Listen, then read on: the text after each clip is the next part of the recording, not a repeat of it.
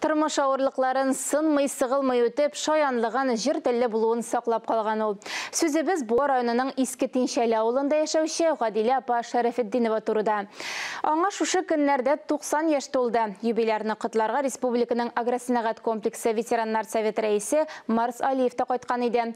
Туган көн мизгелләре Алсу Сәмигуллина репортажында. Исәннәрмесез? Гадилә апа нихәл? 90 яшьлек гомер бәйрәмен Гадилә апа балалары, якыннары янәшәсендә каршылый. Үз гомерендә ачысын да, төшесен дә татырга туры килә аңа.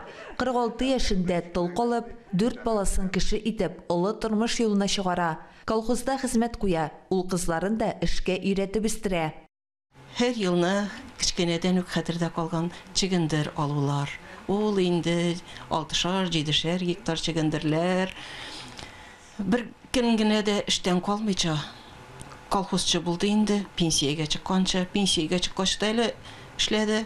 Бүгенге көндә Гадилә апа кызы янәшәсендә яши. Балалары кадер хөрмәтендә 6 ыныгы һәм 6 ыныкчыгы өчен яраткан дәү әни булып гомер итә ул. Күп авырлыклар күрсә дә, тормышны яратуын саклап калган җыртынлы юбиляр.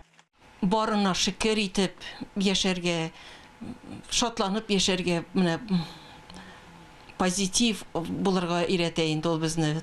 Бик күңелле кеше әниебез. Около нее никогда... Оның янәшәсендә бер кайчан да күңелсез түгел, шаяртырга ярата, юмор хиссе бар үзендә.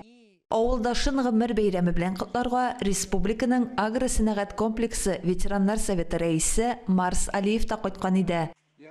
Уңған қатын-қызларының бірісі деп әйтірі керек, ауылдағы бек бұлдықлы біздің келешек буын, мына шы легендар личностлар шыққан ауылдан, мына шындай юбиларларының мына бүтін республикамызда мына шы данлыклы кішілерінің келешек буынға көрсетіп, біліп, өмір етірге насып болсын. Туган көне уңайыннан юбилярга ил башлыгының котлау хатын район башлыгы урынбасары Илдар Еремеев тапшырды. Алсу Сәмигуллина, Илнур Кадыров, Татарстан яңалыклары.